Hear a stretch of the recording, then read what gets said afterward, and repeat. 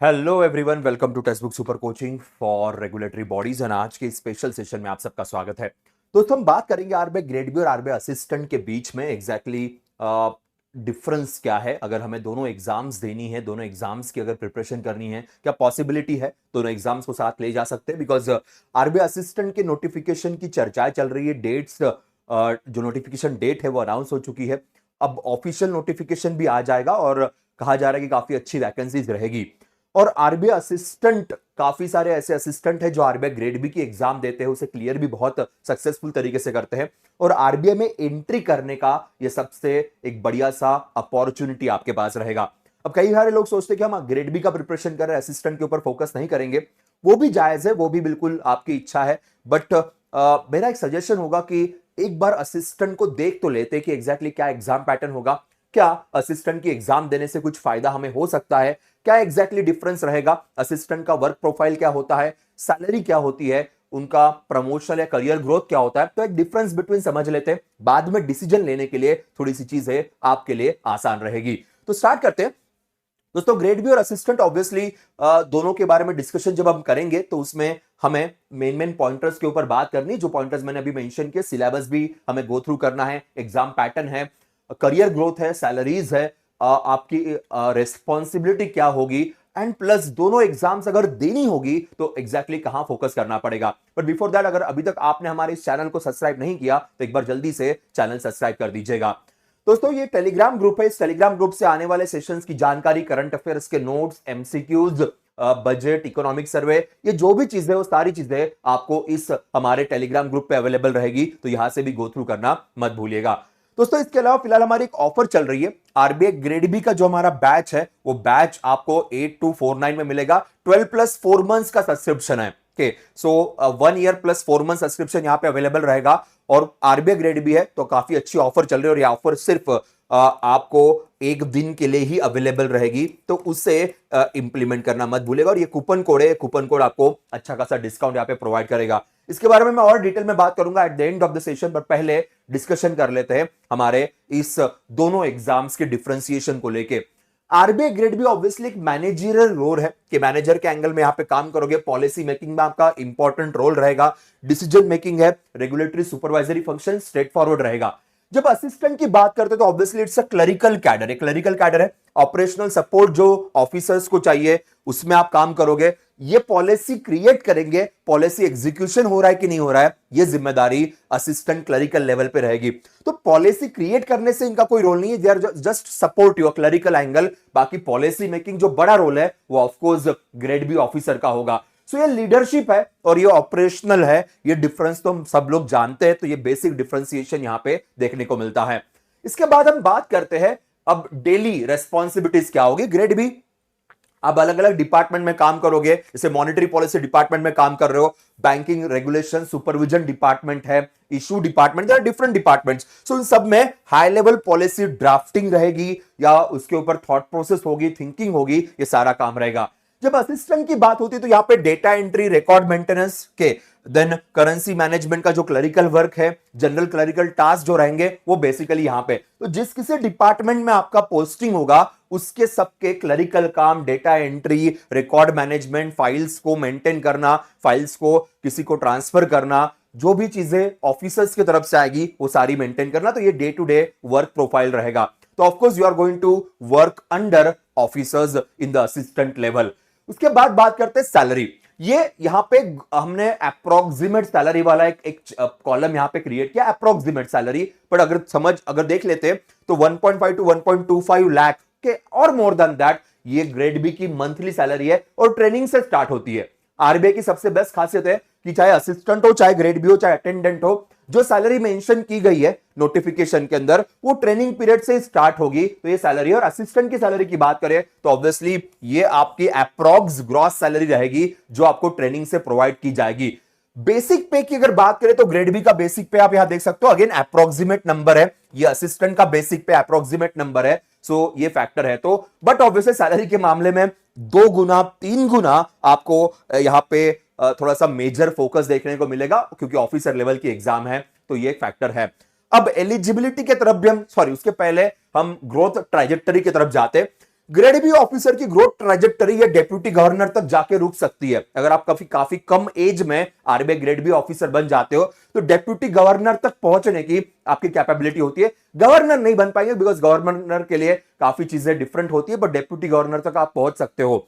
वही असिस्टेंट अगर आप बनते हैं तो असिस्टेंट मैनेजर लेवल तक जाएगा, तो इसका करियर ग्रोथ थोड़ा सा लेस है। यहां पे करियर ग्रोथ बहुत हाई है, बहुत बड़ी है, ये तो बट ऑब्वियस चीज रहेगी। इसलिए कई बार जो असिस्टेंट क्लियर करते हैं वो बाद में ग्रेड बी की भी एग्जाम देना पसंद करते हैं, बिकॉज अभी आजकल प्रमोशनल क्राइटेरिया भी चेंज हो चुके हैं।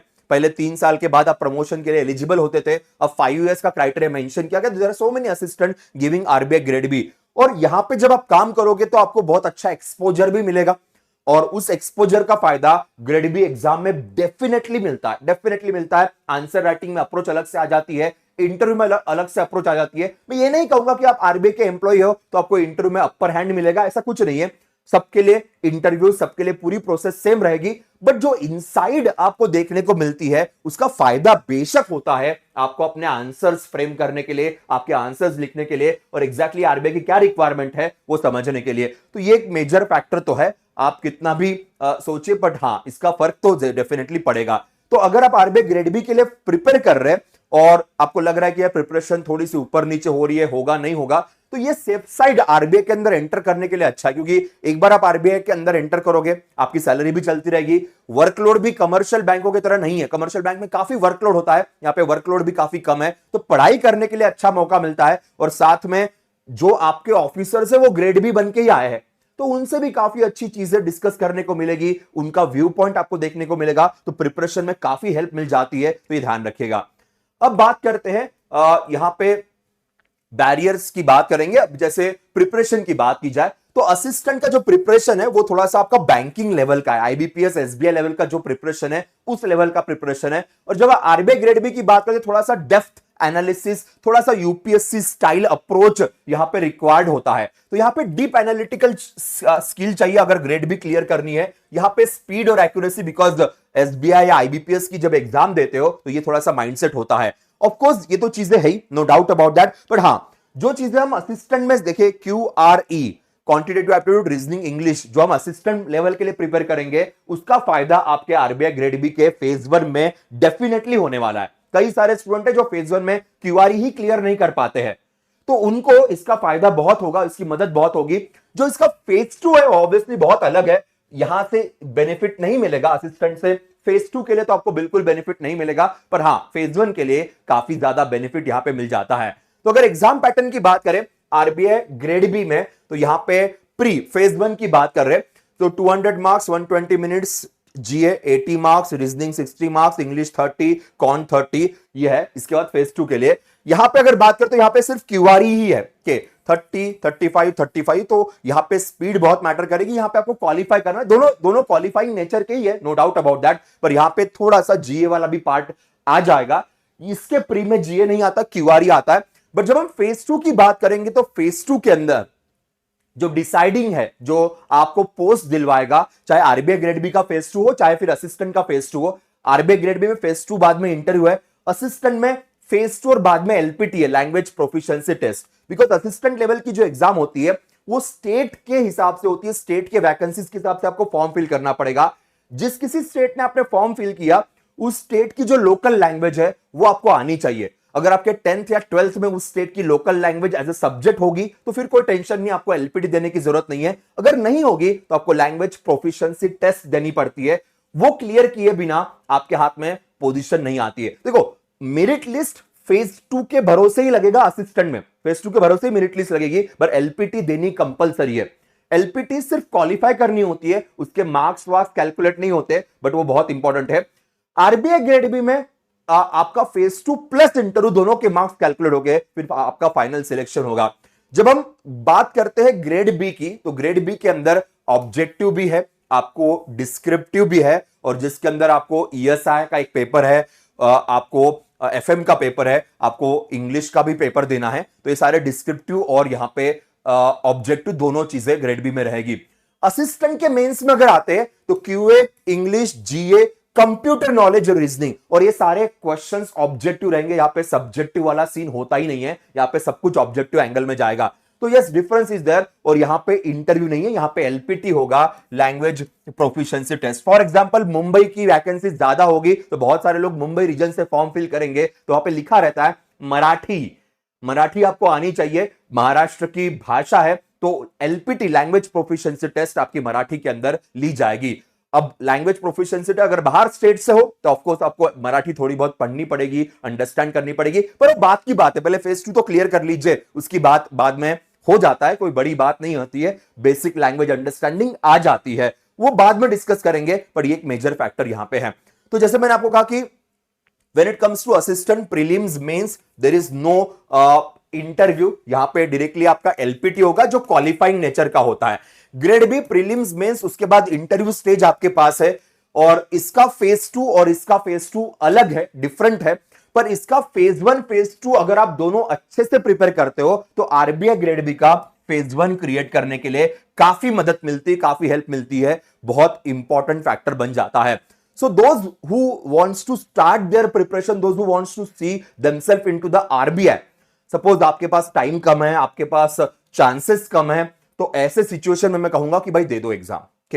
इवन मेरा सजेशन फ्रैंकली अगर मेरी पर्सनल बात मानो तो सबने एग्जाम दे ही देना चाहिए, दे ही देना चाहिए। अच्छी खासी प्रैक्टिस हो जाती है कि हम क्यूए, रीजनिंग, इंग्लिश, जीए में कहां स्टैंड करते हैं, हमारी कहां गलतियां हो रही है। आप कितनी भी मॉक लगा लो, आप कितने भी प्रैक्टिस क्वेश्चन सॉल्व कर लो, एग्जाम में जाके जो एक्सपीरियंस मिलता है वो एक्सपीरियंस कहीं और नहीं मिलता है। तो definitely you people should go for this के, तो ये करना बहुत जरूरी है। अब अगर कंपटीशन की बात करें तो there is a huge competition over here, no doubt about that. वैसे यहां पे भी कंपटीशन कम नहीं होती है, बट सीन ऐसा है कि यहां पे वैकेंसीज भी ज्यादा है, वैकेंसी भी काफी ह्यूज है, और आप बड़ी लेवल की एग्जाम प्रिपेयर करें तो यहां पे सिलेक्शन के चांसेस थोड़े से ज्यादा होते हैं।